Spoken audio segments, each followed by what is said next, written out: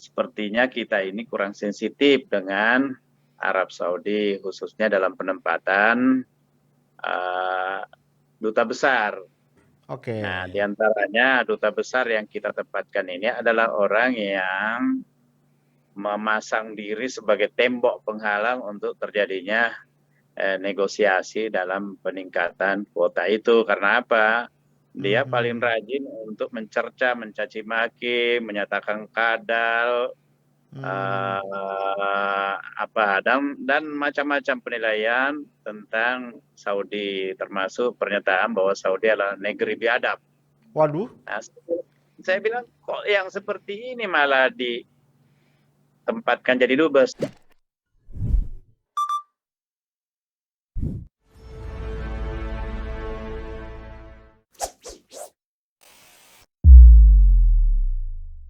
Kalau kita Iya, mengikuti majalah Tempo, Pak Tamsil, yang apa, iya, edisi yang dia bicara malu-malu ronde ketiga, itu kan dikatakan di situ diinvestigasinya bahwa memang lingkaran dalam istana ini ditengarai ikut nih, Pak Tamsil bermain di dalam isu 3 periode ini. Bahkan sudah mulai bergerilya ke partai-partai politik, menggunakan lembaga survei dan sebagainya. Bahkan di situ jelas-jelas dikatakan salah satu upaya apa tawar-menawar yang dilakukan tadi yang Bang Tamsil singgung, yang akan diperpanjang bukan hanya masa jabatan presiden tapi juga masa jabatan DPR dan DPD. Nah, saya mau tahu nih iya. Pak Tamsil dan teman-teman ini sempat juga sudah mendapat approach belum Pak Tamsil untuk gagasan spektakuler apa namanya perpanjangan masa jabatan ini Pak Tamsil? Tadi baru sempat ada yang Ah, sampaikan. Nah, oke. kelihatannya mungkin sudah dihubungi karena dia menyampaikan seperti itu. Tapi begini, Kodari ini saya tahu dia ini tidak main-main. Saya kira kalau dia melakukan ini bukan karena semata-mata keinginan dia sendiri. Jadi saya pernah Hmm. suatu waktu ada acara ICMI di Istana Bogor ya. Acara itu dibuka oleh Presiden Jokowi. Nah, tiba-tiba saya melihat setelah bertemu dengan Prof. Jimli sebagai Ketua ICMI, Prof. Jimli itu kita dikagetkan dengan sambutannya yang tidak pernah dibicarakan dengan pengurus sebelumnya, pengurus harian utamanya. Mhm. Tiba-tiba dia menyampaikan dukungan kepada Pak Jokowi untuk periode kedua nanti.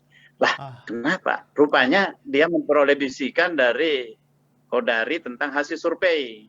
Kodari Ah. ini kalau melakukan survei memang serius. Ya, Iya. kita tahu dia itu. Kami juga selalu menjadikan survei-surveinya itu sebagai salah satu rujukan ketika Mhm. mengambil keputusan di partai. Mhm. Karena memang orangnya pekerja keras untuk itu.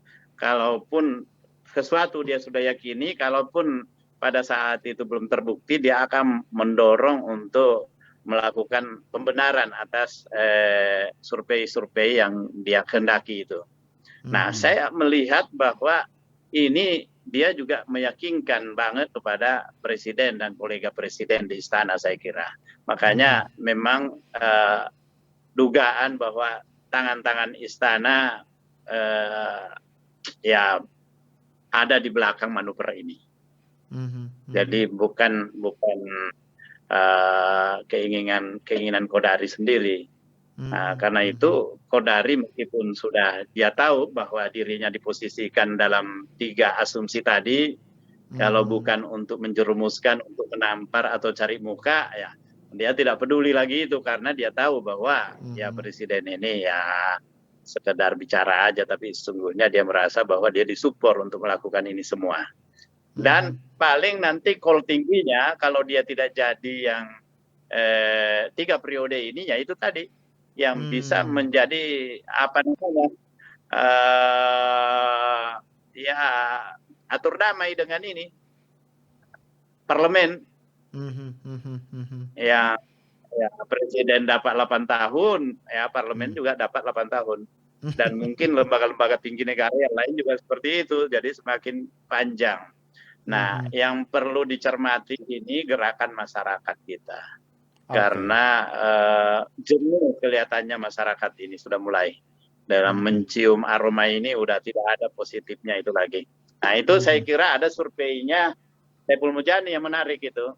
Karena Mmm. ternyata lebih dari yang menolak 3 periode itu. Hanya 13% yang menyatakan mendukung. Dan saya kira survei yang menarik ini karena dia menyasar responden. Jadi tentang ini, jadi langsung ke situ. Dan itu hasilnya saya kira mestinya ini yang menjadi pegangan ini. Tapi kita Ya. nggak tahu Kodari apakah berubah pendekatannya di dalam survei ini sehingga tidak seperti sebelum-sebelumnya lagi. Ya, memang terakhir ini beliau kita dengar terlalu banyak di lingkaran istana. Iya. Pak Tamsil, kalau sejauh ini Pak Tamsil dalam interaksi Pak Tamsil dengan teman-teman para senator di DPD ataupun teman-teman di kamar sebelah di DPR, itu suara-suara yang muncul tuh seperti apa Pak Tamsil? Ya, di DPD ini kan ada juga figur-figur yang terafiliasi dengan partai. Sehingga apa yang menjadi putusan partainya itu juga yang menjadi putusan dia. Ada juga Ya. yang terafiliasi dengan partai yang lain tetapi belum tentu sejalan dengan apa yang menjadi putusan partainya. Tapi kalau di DPD sendiri saya melihat kecenderungan yang umum itu tidak menyetujui itu 3 Yes. periode. Semua cenderung melakukan penolakan terhadap itu. Nah, kemarin kami juga diskusi dengan teman-teman dari PKS, pimpinan-pimpinan PKS. Di sana juga seragam penolakan itu. Ruang untuk 3 periode ini jangan menambah kesengsaraan rakyat lagi. Karena asumsi mereka bahwa ya ini hanya menambah kesengsaraan rakyat. Tidak ada satupun suara yang menginginkan atau mendukung ke arah itu.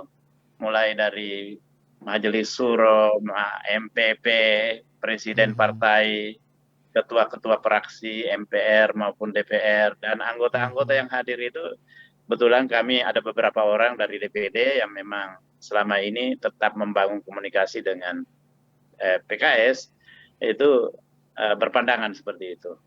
Jadi bahkan juga mereka beranggapan kalau memang ada kecenderungan seperti itu, maka kami ini diminta untuk menghentikan upaya untuk melakukan amandemen ini, Pak. Atau menjadi betul inisiatif untuk amandemen kelima ini, karena dikhawatirkan itu memang bisa menjadi liar. Tetapi kami mendapat jaminan juga dari PDIP bahwa PDIP tidak menyetujui tentang 3 periode itu. Golkar juga menyatakan tidak menyetujui 3 periode ini. Tetapi Nasdem sudah menyampaikan bahwa ya kita lihat apa yang menjadi keinginan rakyat. Kalau rakyat menginginkan, apa salahnya? Saya kira Gerindra yang belum bersuara ini, jangan-jangan dia termasuk di dalam situ juga. Itu. Iya. Baik, Pak Tamsil, saya ingin sedikit bergeser, tapi topiknya masih terkait. Saya melihat belakangan DPD ini cukup intens, Pak Tamsil, di dalam bergerak di kampus dan sebagainya untuk berdiskusi mengenai menghilangkan atau menzerokan presidensial threshold. Sampai mana ya, Pak Tamsil, perkembangan dari gagasan ini? Ya, itu terus bergulir. Dan hampir semua kampus, bukan hampir, semua kampus yang didatangi itu sependapat bahwa ini memang kejahatan demokrasi ini. Yang 20% ini presidensial threshold ini. Kalaupun ada yang mendukung presidensial threshold ya hanya pada angka 10%. Tapi rata-rata menginginkan 0%. Kenapa? Karena kita berharap muncul figur-figur yang lebih banyak yang menjadi pilihan kita, bukan dipaksa untuk memilih yang itu-itu lagi. Nah, tapi ada pilihan-pilihan. Saya kira sekurang-kurangnya sudah 8 kampus yang didatangi ini dan berbicara tentang hal ini. Mereka rata-rata menyampaikan pendapat bahwa 0% ini adalah upaya yang bagus untuk melahirkan pemimpin nasional yang kita tidak kaget-kaget lagi karena tidak sesuai dengan harapan. Karena kalau ini kan bisa partai memaksakan, sepakat, disuruh kita memilihnya, ya tidak ada pilihan lain kecuali itu. Makanya saya menyampaikan kepada teman-teman di DPD kemarin bahwa sekurang-kurangnya kita ini harus membuat melakukan suatu penegasan supaya pasal yang menyebutkan tentang sistem 2 ronde itu harus dijalankan. Oke. Supaya apa? Supaya bisa muncul lebih dari 2 paket, bisa muncul lebih dari 3 malah. Jadi dan kita bisa mendapatkan ya figur-figur yang baik, figur-figur yang sesuai dengan harapan kita, bukan dikagetkan. Saya khawatir nanti kalau ada orang gila didandanin sedikit, dilihat, dianggap bahwa dia ini adalah orang yang sangat sederhana, tidak memikirkan dirinya sendiri, kemudian dibiayai oleh 9 naga, didatangi semua, dipromosikan, bisa jadi presiden Republik Indonesia itu. Luar biasa. Iya. Iya, iya, iya, betul, betul. Iya, Pat, jadi saya kira udah kita saya minta malah DPD itu menjadi pusat untuk melakukan perubahan ini. Jadi nanti cendekiawan-cendekiawan kampus di mana kita akan ajak semua untuk berbicara di DPD. Cuma memang DPD ini ada terancam juga karena ada klausul di dalam ini juga konstitusi kita yang menegaskan bahwa presiden tidak bisa membubarkan DPR. Tapi tidak ada jaminan kalau presiden tidak bisa membubarkan MPR maupun DPD. Nah, ini lucu ini dengan. Iya, iya, iya. Jadi kalau dia terlalu jauh maju itu juga banyak yang mengkhawatirkan itu. Bahkan saya dengar sudah mulai dibicarakan mau dikurangi anggarannya DPD.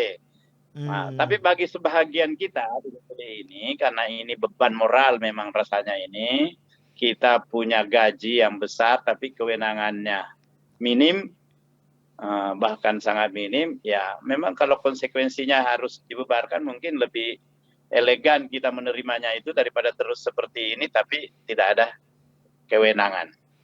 Itu. Karena itu kita akan membuat ini gerakan, ya, dan saya sudah bicara dengan pimpinan termasuk ketua DPD, sangat setuju bahwa kita memperjuangkan aspirasi rakyat, yakni supaya kita bisa memperoleh pemimpin yang betul-betul sesuai dengan apa yang menjadi aspirasi rakyat. Makanya dulu saya pernah gagas itu yang kemudian teman-teman menyebutnya sebagai poros serpong karena sempat mempertemukan dengan Bang Rizal Ramli dengan Jenderal Gatot Nurmantio. Orang-orang disebut sebagai orang-orang yang sangat kritis dan punya pandangan yang kita lihat bisa menjadi harapan untuk perbaikan Indonesia ke depan.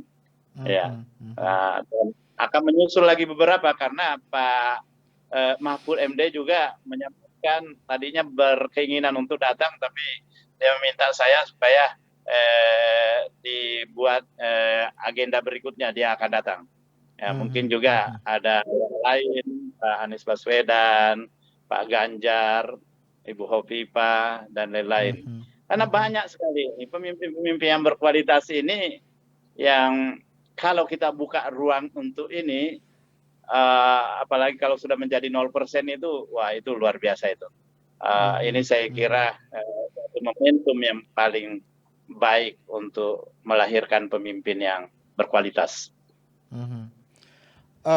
Saya jadi tertarik untuk masuk sedikit ke strateginya nih Pak Tamsil. Kan persoalannya adalah PT-nya itu kan presidensial threshold-nya itu ada di undang-undang yang berada di ranah kamar sebelah nih, berada di ranahnya teman-teman Dewan Perwakilan Rakyat.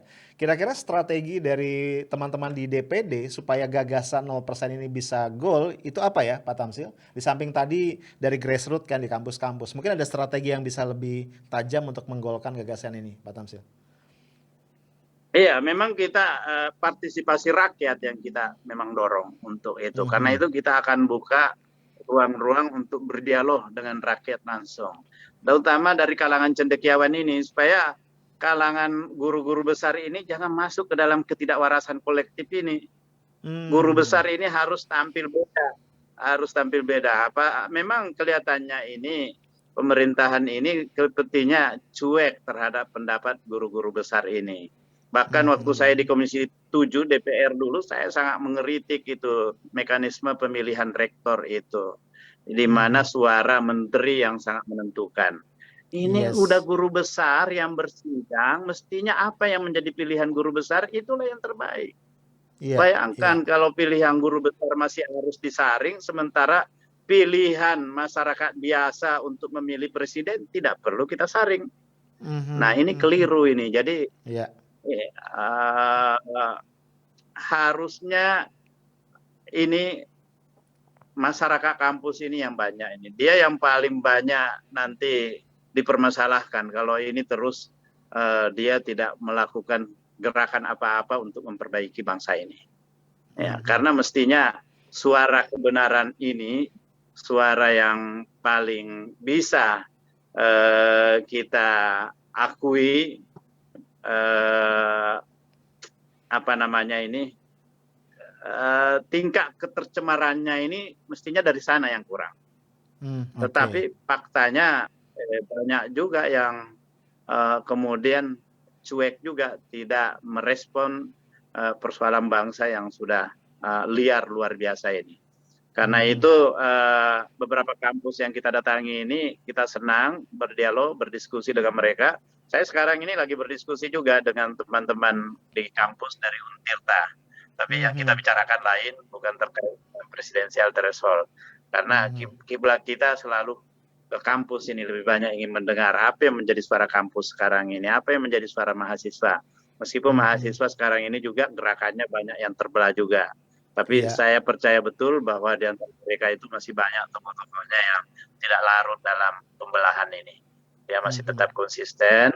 Ya, saya kira ya beberapa hari ke depan ini kita akan menyaksikan gerakan-gerakan mahasiswa yang lebih murni, apalagi kalau guru-guru besarnya ini sudah bersuara lebih duluan. Ya, saya Mhm. kira itu yang sangat kita harapkan. Karena ini yang Mhm. selalu saya khawatirkan ini, kalau semua kita ini larut di dalam suatu ketidakwarasan yang menjadi ketidakwarasan kolektif Mhm. di Mhm. kalangan kita. Ya. Baik, Bang Tamsil, mungkin pertanyaan terakhir dari saya. Mungkin dari Bang Tamsil ada satu pesan atau katakanlah tips ya bagi kita nih komponen-komponen masyarakat sipil yang tentu tidak menginginkan pencideraan demokrasi tadi, baik perpanjangan masa jabatan presiden atau jabatan presiden 3 periode. Harusnya kita melakukan apa nih, Bang Tamsil, dengan situasi keterbatasan sekarang yang kayaknya ada represi yang luar biasa terhadap pihak-pihak yang mencoba menyuarakan sesuatu di luar suara dari penguasa atau dari pemerintah, Bang Tamsil? Iya, jadi saya kira kita tidak boleh diam. Kita Mhm. harus fokus, dan fokusnya itu pada perubahan.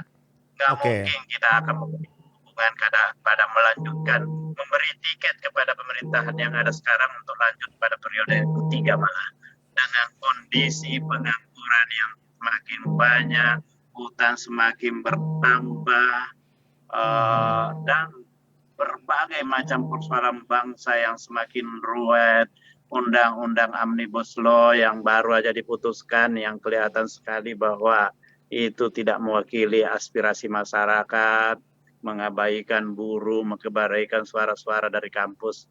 Ini nggak boleh terjadi. Jadi Mhm. saya kira kita tidak boleh diam, kita harus terus menyuarakan ini. Intensitas komunikasi ini harus kita bangun lebih intens lagi, apakah itu pertemuan-pertemuan tatap muka yang terbatas tentunya, ataukah melalui webinar, kegiatan-kegiatan virtual seperti ini. Tapi Mhm. tidak boleh kita mendiamkan ini, harus terus bergerak dan fokus pada perubahan. Saya kira itu. Baik, terima kasih banyak Bang Tamsil, kita sudah berdiskusi cukup panjang. Kita sama-sama berdoa semoga kembali kita kepada kewarasan kolektif sehingga persoalan-persoalan kita bisa diselesaikan. Sekali lagi terima kasih Bang Tamsil, saya mohon izin untuk menutup. Guys, itu tadi obrolan Sama-sama. gua. Ya, guys, itu tadi obrolan gua dengan Pak Tamsil Limrung, anggota DPD, senator kita yang mewakili daerah Sulawesi Selatan. Kita ngobrol banyak banget dan semoga banyak insight yang kita bisa peroleh. Apapun yang terjadi, segelap apapun situasi di luar sana, gue selalu ingatkan jangan pernah berhenti mencintai Indonesia karena Indonesia punya lu, punya gua dan punya kita semua. Stay tough, smart and professional. Assalamualaikum warahmatullahi wabarakatuh.